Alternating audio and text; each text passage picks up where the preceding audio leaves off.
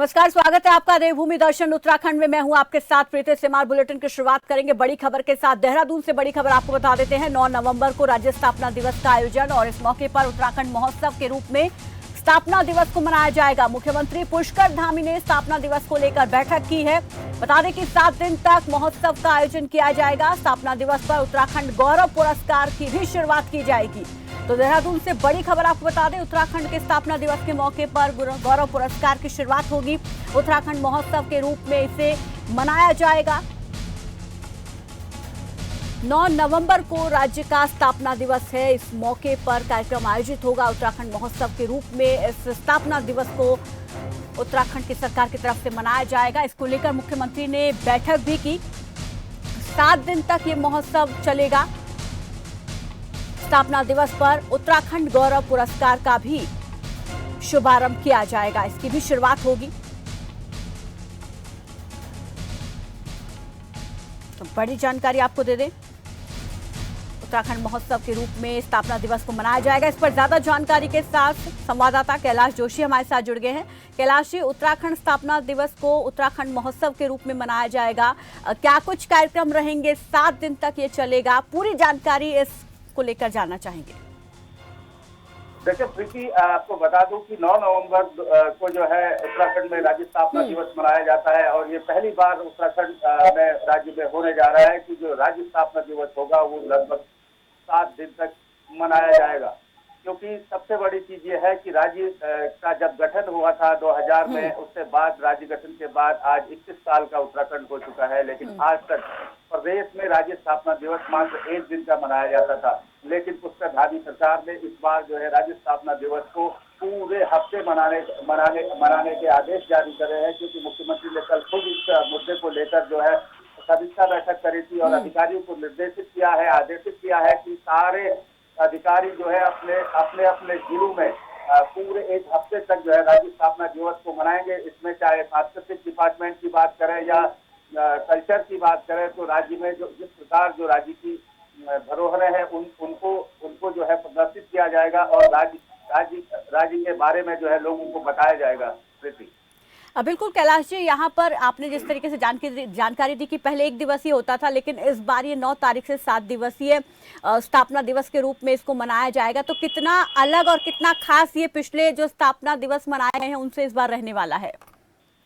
अब बिल्कुल प्रीति, आपको बता दूं कि इस बार जो राज्य स्थापना दिवस मनाया जा रहा है वो बड़े हर्षोल्लास के साथ मनाया जाएगा, क्योंकि मुख्यमंत्री पुष्कर धामी ने खुद इनिशिएटिव लिया है कि इस बार राज्य में जो है कुछ नया किया जाए। राज्य स्थापना दिवस को बड़ी धूमधाम के साथ मनाया जाए, ताकि राज्य के जो युवा बच्चे हैं, जो लोग हैं, बुजुर्ग हैं, सबको ये पता चल सके कि उत्तराखंड राज्य का आज राज्य स्थापना दिवस है। और राज्य स्थापना दिवस को मनाने के लिए सरकार ने पूरी तैयारियां यहाँ पर कर ली है। सांस्कृतिक दलों को तैयार कर लिया गया है। जगह जगह जो है सांस्कृतिक दल अपने दल के माध्यम से राज्य के गीतों को गाएंगे। कल्चर प्रोग्राम यहाँ पर होंगे। उन सबको लेकर जो है पूरी तैयारियां सरकार के द्वारा कर ली गई है और 9 नवंबर को पूरे राज्य में स्थापना दिवस मनाया जाएगा और ये राज्य स्थापना दिवस पूरे हफ्ते इस बार उत्तराखंड में चलेगा। जी शुक्रिया कैलाश जी हमारे साथ जुड़ने के लिए, इस तमाम जानकारी के लिए। तो इस बार सीएम धामी की तरफ से बड़ा फैसला लिया गया है। जो पहले 1 दिवसीय बनाया जाता था उत्तराखंड महोत्सव, वो इस बार 7 दिवसीय रहने वाला है, जिसकी शुरुआत 9 नवंबर से होगी। उत्तराखंड गौरव पुरस्कार की भी शुरुआत इस बार स्थापना दिवस के मौके पर की जाएगी। चलिए आगे बढ़ते हैं और देहरादून से एक और बड़ी खबर से आपको रूबरू करा देते हैं। भारत स्काउट एंड गाइड्स का स्थापना दिवस आज है और सुबह 9:30 बजे के करीब मुख्यमंत्री पुष्कर धामी ध्वजारोहण करेंगे। इस मौके पर 11 बजे बीजेपी के प्रदेश कार्यालय पहुंचेंगे मुख्यमंत्री। बीजेपी राष्ट्रीय कार्य समिति की बैठक में भी हिस्सा लेंगे। तो स्काउट एंड गाइड का स्थापना दिवस आज है और इस मौके पर मुख्यमंत्री पुष्कर धामी करीब 9:30 बजे ध्वजारोहण करेंगे। इसके अलावा और भी कई सारे उनके कार्यक्रम हैं प्रस्तावित, जिनमें वो शिरकत करेंगे। बीजेपी की राष्ट्रीय कार्य समिति की बैठक में वो हिस्सा लेंगे। देहरादून से बड़ी जानकारी आपको दे दें, भारत स्काउट एंड गाइड्स का स्थापना दिवस आज है। इस मौके पर मुख्यमंत्री ध्वजारोहण करेंगे। सुबह करीब 9:30 बजे के करीब ध्वजारोहण करेंगे। 11 बजे बीजेपी प्रदेश कार्यालय पहुंचेंगे और उसके बाद बीजेपी की राष्ट्रीय कार्य समिति की जो बैठक होनी है उसमें हिस्सा लेंगे मुख्यमंत्री पुष्कर धामी। इस पर भी ज्यादा जानकारी के साथ संवाददाता कैलाश जोशी हमारे साथ जुड़ गए हैं। कैलाश जी, इस खबर को लेकर क्या जानकारी मिल पा रही है? देखिए प्रीति, आपको बता दूं कि पुष्कर धामी सुबह 9 बजे भारत स्काउट गाइड का उपलब्ध का जो है अनावरण करेंगे। उसके बाद मुख्यमंत्री को बीजेपी की कार्य समिति की बैठक में सम्मिलित होना है। उसके बाद जो है मुख्यमंत्री को शासकीय कार्य करने हैं।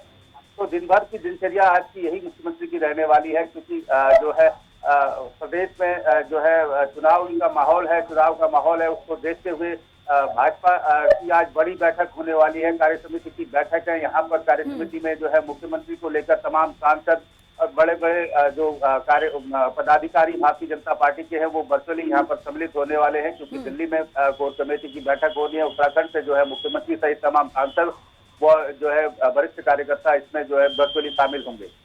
जी शुक्रिया कैलाश जी, हमारे साथ जुड़ने के लिए इस तमाम जानकारी के लिए। तो यहाँ पर बीजेपी की कार्य समिति की अहम बैठक होने वाली है जिसमें हिस्सा लेंगे। इसके अलावा स्काउट एंड गाइड स्थापना दिवस के मौके पर 9:30 बजे ध्वजारोहण करेंगे मुख्यमंत्री पुष्कर सिंह धामी।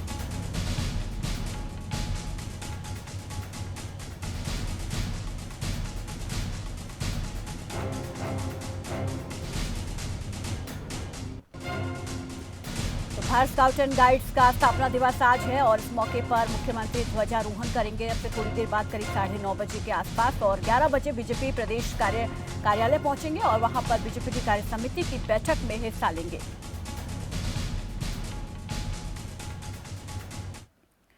चलिए आगे बढ़ते हैं। लक्सर से बड़ी खबर आपको बता देते हैं। राजीव गांधी नवोदय विद्यालय में प्रवेश प्रक्रिया शुरू हो गई है। बड़ी जानकारी आपको दे दें, राजीव गांधी नवोदय विद्यालय में एडमिशन शुरू हो गए हैं। कक्षा 6 की कुल 60 सीटों पर छात्रों का चयन किया जाएगा। 30 दिसंबर तक यहां पर प्रवेश परीक्षा के लिए फॉर्म भरे जाएंगे और 20 फरवरी को आयोजित होगी प्रवेश परीक्षा। तो बड़ी जानकारी आपको दे दें, 6th क्लास के बाद जो बच्चे यहाँ पर 5th के बाद जो बच्चे एडमिशन लेना चाहते हैं 6th में, उनके लिए राजीव गांधी नवोदय विद्यालय में एडमिशन शुरू हो चुके हैं। 30 दिसंबर तक प्रवेश परीक्षा के लिए फॉर्म भरे जाएंगे। इस पर ज्यादा जानकारी के साथ संवाददाता लक्सर से गोविंद चौधरी हमारे साथ जुड़ गए हैं। गोविंद, नवोदय विद्यालय की एडमिशन प्रक्रिया जो है शुरू हो गई है, पूरी इसकी डिटेल जानना चाहेंगे, पूरी जानकारी चाहेंगे। बिल्कुल प्रीति, आपको बताना चाहूंगा ये जो है 60 सीटों पर जो है फॉर्म भरे जाने हैं और 60 सीटों पर लेकर जो 30% है उसमें जो है जो बालक और बालिकाओं का 30% रहेगा और उसमें जो है नव विद्यालय के जो सभी जो ब्लॉक स्तर है उसको ये फॉर्म जो 30 दिसंबर तक भरने अनिवार्य होंगे। उसके बाद जो पूरी जो प्रक्रिया है वो चालू रहेगी। जी, और इसको लेकर क्या अभी यहाँ पर फॉर्म निकल चुके हैं, फॉर्म भरना बच्चों की तरफ से शुरू कर दिया गया है? और साथ ही साथ ये भी जानना चाहेंगे यहाँ पर इस बार कुल कितनी सीटों पर प्रवेश होना है?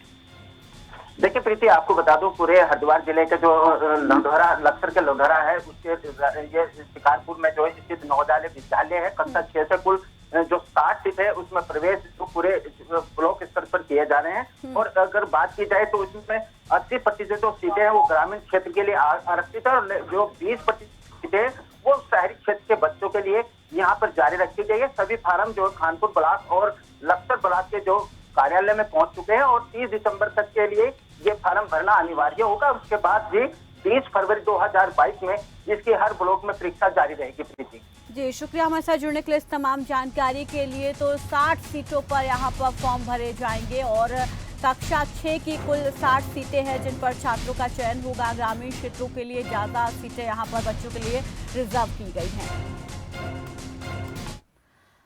चलिए एक और बड़ी खबर से आपको रूबरू करा देते हैं। उत्तराखंड में बड़ा प्रशासनिक फेरबदल हुआ है। निरीक्षकों के लिए उनके ट्रांसफर किए गए हैं।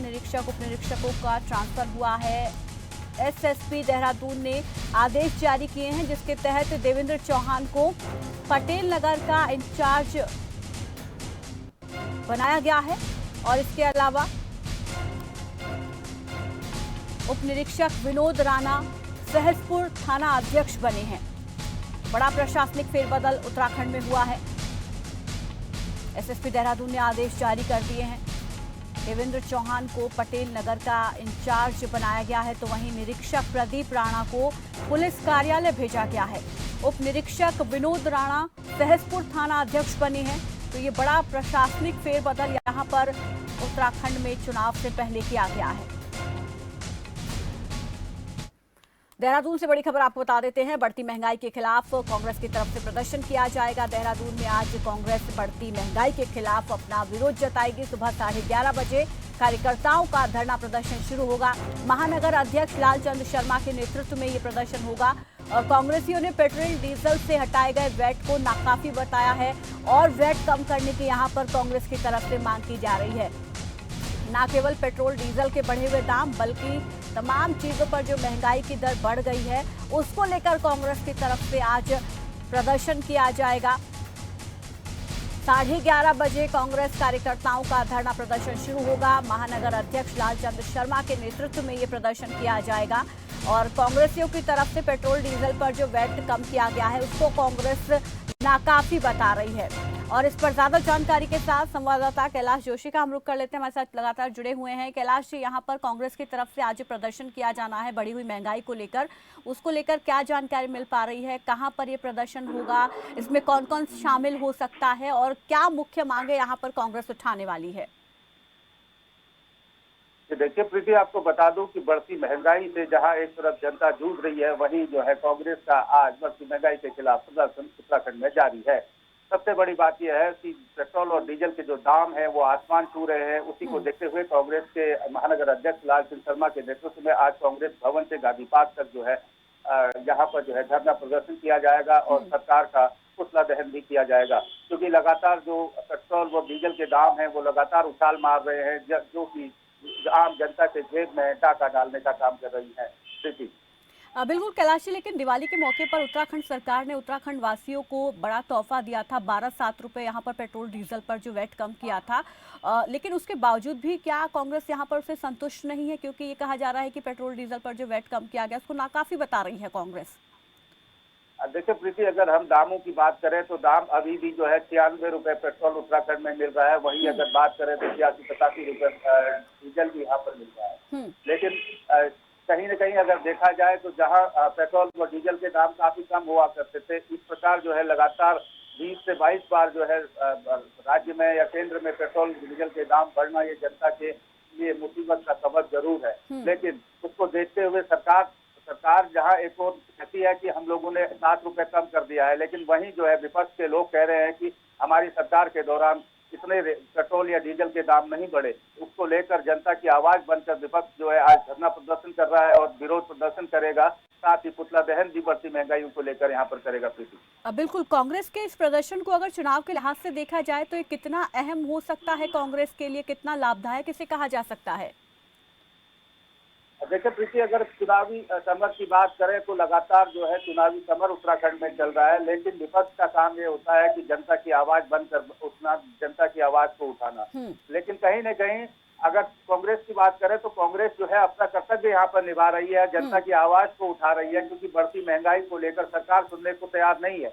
लेकिन विपक्ष है कि विपक्ष अपनी जवाबदेही तय यहाँ पर कर रही है और लगातार जो है बढ़ती महंगाई को लेकर धरना प्रदर्शन यहाँ पर कर रही है, सरकार को चेताने का काम यहाँ पर कर रही है। प्रीति जी, शुक्रिया कैलाश जी हमारे साथ जुड़ने के लिए। इस तमाम जानकारी के लिए तो कांग्रेस की तरफ से बढ़ती महंगाई के खिलाफ आज प्रदर्शन किया जाएगा। महानगर अध्यक्ष लालचंद शर्मा के नेतृत्व में ये प्रदर्शन होगा और 11:30 बजे इसकी शुरुआत कांग्रेस कार्यकर्ताओं की तरफ से की जाएगी। बता दें कि सरकार की तरफ से पेट्रोल डीजल पर यहाँ पर 12 और 7 रुपए घटाए गए हैं, लेकिन उसके बावजूद कांग्रेस इसको नाकाफी बता रहे हैं। चलिए फिलहाल यहाँ रुक रहे एक छोटे से ब्रेक के लिए, फौरन लौटेंगे उत्तराखंड की और खबरों के साथ।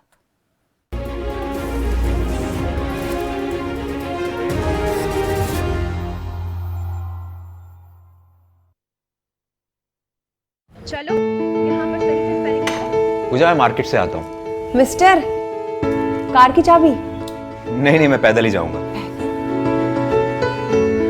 पापा, not bad। हाँ यार, अपनी दिल्ली सरकार बोलती है कि पॉल्यूशन कम करने के लिए हफ्ते में एक बार अपनी गाड़ी से एक ट्रिप कम करें और उसकी बजाय पब्लिक ट्रांसपोर्ट या कारपूल का इस्तेमाल करें।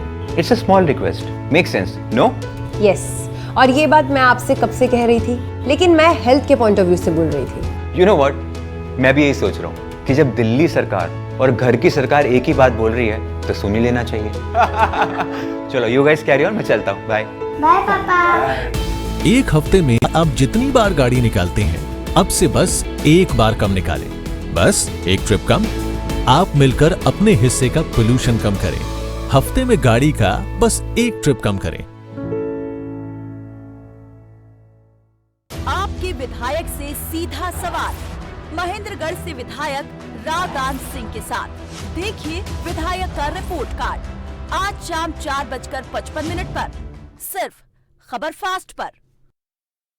बिजली के बिल सानू बहुत ज्यादा ਸਾਨੂੰ ਇੰਨੀ ਆਮਦਨ ਹੈ ਨਹੀਂ ਜਿੰਨੇ ਬਿੱਲ ਆ ਰਹੇ ਹੈਗੇ, ਬਿੱਲ ਲੋੜ ਤੇ ਵੀ ਜ਼ਿਆਦਾ ਵੱਧਦੇ ਆ ਰਹੇ ਹੈਗੇ। ਲੋਕਾਂ ਦੇ ਜਿਹੜੀ ਆਪਣੀ ਜਮ੍ਹਾਂ ਪੂੰਜੀ ਸੀ ਉਹ ਵੀ ਚੱਕ ਕੇ ਬਿੱਲ ਭਰ ਰਹੇ ਨੇ। ਜਿਹੜੇ ਸਾਡੇ ਬੱਚਿਆਂ ਦੀ ਫੀਸਾਂ ਦੇ ਪੈਸੇ ਹੁੰਦੇ ਆ ਸਾਨੂੰ ਬਿਜਲੀ ਦੇ ਬਿੱਲ 'ਚ ਭਰਨੇ ਪੈਂਦੇ ਆ। ਇੰਨੇ ਛੋਟੇ ਕੰਮਾਂ 'ਚ ਅਸੀਂ ਕਿੱਥੇ ਬਿੱਲ ਭਰੀਏ। ਬਿਜਲੀ ਸਸਤੀ ਹੋਣੀ ਚਾਹੀਦੀ ਤਾਂ ਕਿ ਕਿਸਾਨਾਂ ਦਾ ਭਲਾ ਹੋ ਸਕੇ। ਸਰਕਾਰ ਨੂੰ ਬੇਨਤੀ ਹੈ ਕਿ ਬਿਜਲੀ ਸਸਤੀ ਕਰਨ ਤਾਂ ਕਿ ਮੇਰੇ ਪਾਪਾ ਅੱਗੇ ਸਾਡੇ ਕਾਲਜ ਦੀਆਂ ਫੀਸਾਂ ਭਰ ਸਕਣ। ਜੀ ਸਸਤੀ ਹੋਈ ਸਾਨੂੰ ਸੁੱਖ ਦਾ ਸਾਹ ਆਵੇ ਜੀ। बिजली सस्ती होनी चाहिए जो साड़ा भला गरीबां का करते। ਅੱਜ ਪੰਜਾਬ ਦੀ ਕੈਬਨਿਟ ਨੇ ਬਹੁਤ ਹੀ ਵੱਡਾ ਇਤਿਹਾਸਿਕ ਫੈਸਲਾ ਲਿਆ ਹੈ ਕਿ ਲੋਕਾਂ ਦੀ ਸੁਵਿਧਾ ਲਈ, ਲੋਕਾਂ ਦੀ ਮੰਗ ਦੇ ਅਨੁਸਾਰ, ਲੋਕਾਂ ਦੀ ਸਰਕਾਰ ਦਾ ਸਹੀ ਫਰਜ਼ ਨਿਭਾਉਂਦੇ ਹੋਏ ਇੱਕ ਬਹੁਤ ਵੱਡਾ ਫੈਸਲਾ ਹੈ ਕਿ ਬਿਜਲੀ ਦੇ ਰੇਟ ਜਿਨ੍ਹਾਂ ਦਾ ਬਹੁਤ ਬੜਾ ਭਾਰ ਲੋਕਾਂ ਦੇ ਉੱਤੇ ਪੈ ਰਿਹਾ ਸੀ, ਉਸ ਦੇ ਜਿਹੜੇ ਰੇਟ ਹੈ 3 ਰੁਪਏ ਪ੍ਰਤੀ ਯੂਨਿਟ 3 ਰੁਪਏ ਪ੍ਰਤੀ ਯੂਨਿਟ ਘੱਟ ਕਰ ਦਿੱਤੇ ਹੈ। ਇਹਦੇ ਨਾਲ ਪੰਜਾਬ ਦੇ ਲੋਕਾਂ ਨੂੰ ਬਹੁਤ ਬੜੀ ਰਾਹਤ ਮਿਲਣ ਵਾਲੀ ਹੈ। ਜਿਹੜੇ ਬਿੱਲ ਹੈ ਉਹ ਅੱਧੇ ਤੋਂ ਵੀ ਘੱਟ ਹੋ ਜਾਣੇ ਹੈ, ਜਿਹੜਾ ਕਿ ਪੰਜਾਬ ਦਾ ਹਰ ਨਾਗਰਿਕ ਰਾਹਤ ਮਹਿਸੂਸ ਕਰੂਗਾ। ਮੈਂ ਕੈਬਨਿਟ ਕੁਲੀਗਸ ਦਾ ਸਾਰਿਆਂ ਦਾ ਬਹੁਤ ਬਹੁਤ ਧੰਨਵਾਦ ਕਰਦਾ ਕਿ ਉਹਨਾਂ ਨੇ ਇਸ ਇਤਿਹਾਸਿਕ ਫੈਸਲੇ ਦੇ ਵਿੱਚ ਮੇਰਾ ਸਾਥ ਦਿੱਤਾ। Thank you.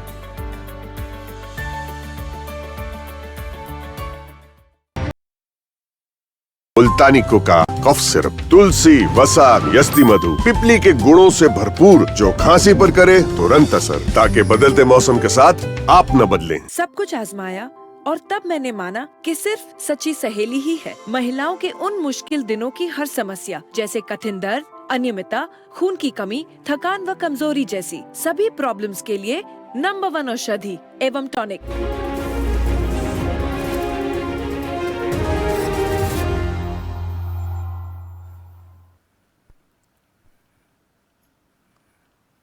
ब्रेक के बाद स्वागत है आपका। चलिए खबरों में आगे बढ़ते हैं। मुख्यमंत्री पुष्कर सिंह धामी ने शनिवार को मुख्यमंत्री आवास में प्रदेश के विभिन्न गुरुद्वारों के प्रतिनिधियों से मुलाकात की। प्रतिनिधि मंडल के सदस्यों ने हेमकुंड साहिब रोपवे के लिए मुख्यमंत्री के जरिए प्रधानमंत्री नरेंद्र मोदी का आभार व्यक्त किया। उन्होंने संयुक्त रूप से मुख्यमंत्री को शॉल भेंट कर उन्हें इस ऐतिहासिक कार्य के लिए शुभकामनाएं दी और उस दौरान मुख्यमंत्री ने कहा कि पीएम मोदी द्वारा हेमकुंड साहिब के लिए रोपवे बनाए जाने की जो बात कही गई है वो निश्चित रूप से ऐतिहासिक पहल है और से आने वाले समय में हेमकुंड साहिब की यात्रा और सुगम हो जाएगी और बुजुर्गों के साथ साथ असहाय लोगों को भी इसका विशेष लाभ मिलेगा। तो हेमकुंड साहिब रोपवे का जो सौगात यहाँ पर दी गई है, इसको लेकर प्रतिनिधि मंडल ने मुलाकात की है गुरुद्वारे के और मुख्यमंत्री से मिलकर उन्होंने इसके लिए आभार जताया है। प्रधानमंत्री तक का उन्होंने आभार जताया है। 11वें ज्योतिर्लिंग भगवान केदारनाथ मंदिर के कपाट भैया दूज पर पूजा प्रक्रिया के बाद विधि विधान से बंद कर दिए गए हैं। सेना के बैंड की भक्तिमय धुनों के साथ केदारनाथ धाम के कपाट सुबह 8 बजे शीतकाल के लिए बंद हो गए हैं। बाबा केदारनाथ शीतकालीन गद्दी स्थल श्री ओंकारेश्वर मंदिर उखी मठ में विराजमान होंगे और अगले 6 महीने भोले बाबा के दर्शन यहीं पर होंगे।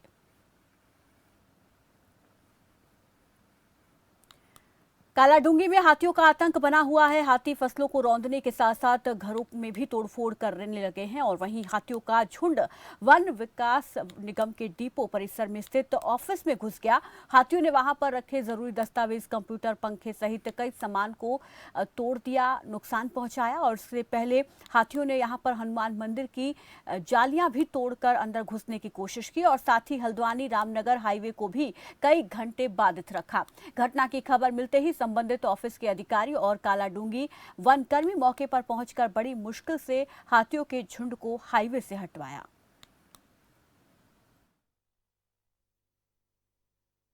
हमारे रात्रि चौकीदार मिस्टर राकेश यहाँ पर कल रात थे, तो उनके द्वारा बताया गया कि 11 बजे यहाँ पर 5 हाथियों का झुंड आया है यहाँ पर, जिसमें 3 बच्चे बताए जा रहे हैं और 2 जो हैं बड़े हाथी बताए जा रहे हैं। तो 11 बजे आके इन लोगों ने जो है हाथियों ने पूरे बिल्डिंग के चारों तरफ की जो है जो स्ट्रक्चर बना हुआ था उसको तोड़ दिया, और तोड़ने के बाद फिर अंदर कमरों में घुसे तो हमारा जो प्रथम है जो देखा जा रहा है कि स्टोर का जो रूम है हमारा, इसमें अलमारी है, कंप्यूटर है, ये सारी चीज़ें डैमेज कर दी गई, और जो कीमती हमारा जो डाटा था हो सकता है इन कंप्यूटर से उड़ गया होगा। अब इसकी जांच अपने अधिकारियों को हमने सूचना दे दी है, उनके द्वारा जो भी इस संबंध में निर्देश दिए जाएंगे ऑफिस को शिफ्ट करने के चक्कर के लिए, तो वो उसका पालन किया जाएगा।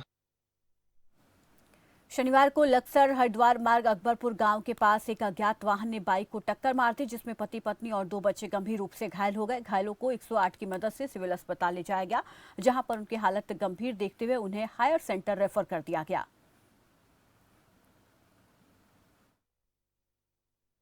आपकी कला का मामला है और ये लोग हरिद्वार जा रहे थे भैया दूज लेके। जो पीपली मोड़ पर एक्सीडेंट हुआ, डीसीएम से या किसी छोटे हाथी से इनके एक्सीडेंट हुआ है, और हस्बैंड वाइफ और दोनों बच्चों के काफ़ी चोटें हैं और फ्रैक्चर्स की भी संभावना है। हम लोगों ने इन्हें हरिद्वार रेफर किया है फर्स्ट एड देने के बाद। उत्तराखंड के उच्च गढ़वाल हिमालय क्षेत्र में स्थित विश्व प्रसिद्ध गंगोत्री धाम के कपाट अन्नकूट के पावन पर्व पर शुक्रवार को श्रद्धालुओं के लिए बंद कर दिए गए हैं। मंदिर समिति के एक अधिकारी ने इसकी जानकारी दी। गंगोत्री मंदिर समिति के सह सचिव राजेश नौटियाल ने बताया कि धाम के कपाट शीतकाल के लिए बंद कर दिए गए हैं और इसके बाद मां गंगा की भोग मूर्ति लेकर उत्सव डोली मुखबा गांव के लिए रवाना हुई, जहां पर शीतकाल के दौरान पूजा की जाएगी।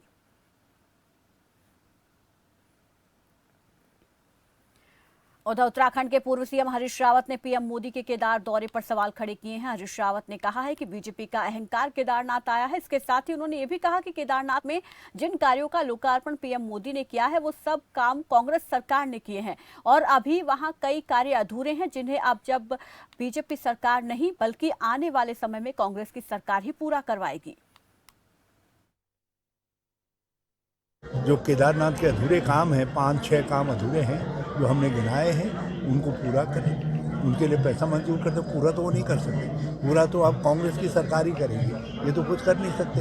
अभी तो हमारी बनाई हुई चीज़ों के ईंट बदलने के काम का वो शिलान्यास या लोकार्पण कर रहे हैं। हम उनकी सद्बुद्धि के लिए कर रहे हैं और वो जनता को अपना अहंकार दिखा रहे हैं कि देखो हमारा अहंकार है, हम चाहें तो परंपराओं के विपरीत भी केदारनाथ में सब कुछ कर सकते हैं।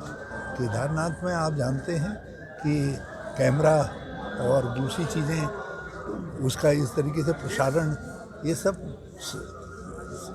जो कुछ भी है बाहर है। वहाँ जब भोलेनाथ के पास जाते हैं तो हर व्यक्ति जो है साधारण होता है, साधारण मानव होता है, लेकिन वहाँ अहंकार जा रहा है। मतलब अहंकार को शिव ने, मतलब माना जाए कि अहंकार को शिव ने कभी स्वीकार। फिलहाल इस बुलेटिन में मेरे साथ बस इतना ही। देश प्रदेश की अपडेट खबरों के लिए आप देखते रहिए खबर फास्ट। नमस्कार।